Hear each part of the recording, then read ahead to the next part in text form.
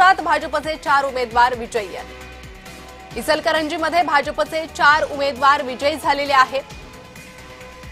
कोल्हापुरात भाजपचे 4 उमेदवार विजयी झालेले आहेत। त्यामुळे कोल्हापुरातून इचलकरंजीतून भाजपसाठी ही आनंदाची बातमी समोर येते। इचलकरंजीमध्ये भाजपचे 4 उमेदवार विजयी।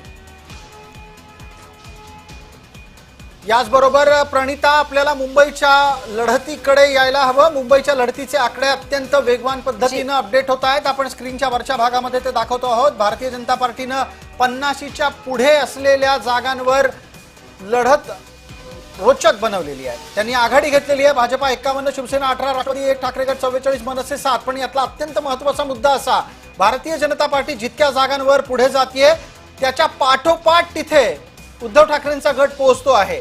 मनसे 7 पर्यंत पोहोचलेली आहे, काँग्रेस 9 पर्यंत पोहोचलेली आहे। इतरांचा आकडा सुद्धा लक्षवेधी आहे।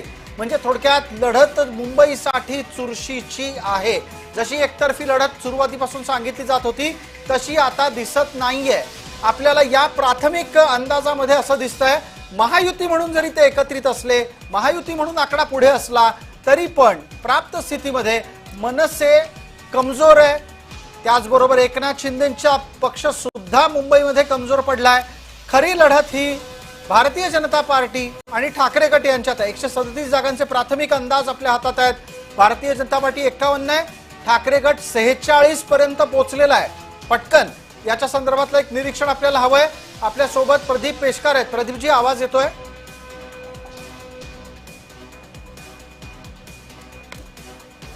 योगेश खैरे आपल्या सोबत आहेत। प्रदीप पेशकार यांचा संपर्क बाधित झाल्याचं मला सांगण्यात आलंय। पटकन आपण योगेश खैरे यांच्यापर्यंत जाऊयात। योगेशजी, भरपूर फायदा झालेला आहे राज ठाकरेंचा उद्धव ठाकरेंना। तुम्ही राजसाहेब ठाकरेंचं पहिल्या जी महेश मांजरेकरांनी मुलाखत घेतली होती त्या मुलाखतीतलं पहिलं वाक्य जे होतं की महाराष्ट्र आणि मराठीपेक्षा काही मोठं नाही, ना तर वादविवाद मोठे आहेत, नाही मतभेद मोठे आहेत, नाही महत्वाकांक्षा मोठे आहेत।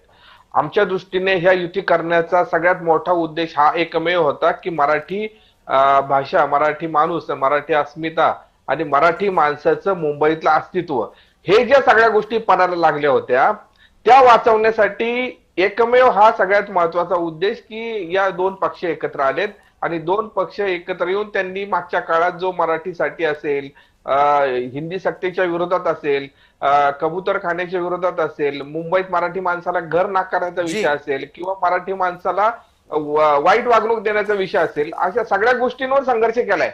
इव्हन निवडणूक आयोग असेल, निवडणूक मतदार यादीतले घोळ असतील, या संदर्भात पण दोन्ही पक्षांनी एकत्र येऊन काम केलंय। त्यामुळं निकाल काय येतोय, मनसेला किती जागा मिळतात किंवा शिवसेनेला किती जागा मिळतात यापेक्षा मराठी माणसाचं मुंबईमध्ये काय होईल हा जास्त आमच्या दृष्टीने महत्वाचा विषय आहे। पटकन या निमित्ताने आपण जाऊयात। प्रवीण पुरो राजकीय विश्लेषक म्हणून आपल्याला परिचित आहेत। प्रवीणजी, राज ठाकरेंचा फायदा घेऊन उद्धव ठाकरे भारतीय जनता पार्टीच्या समोर जवळपास त्याच ठिकाणी आणि जवळपास त्याच संख्येने लढताना दिसत आहेत। आपलं निरीक्षण 1 मिनिट।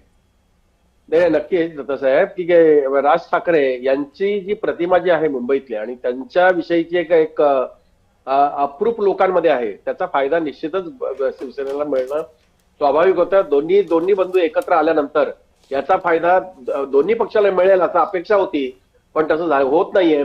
आता शिवसेनेला जो फायदा झालाय त्याच्या पाठीमागची भूमिका, त्या दोन्ही पक्षांनी केलेला प्रचार आणि शिवतीर्थावर झालेली सभा, या सभेमध्ये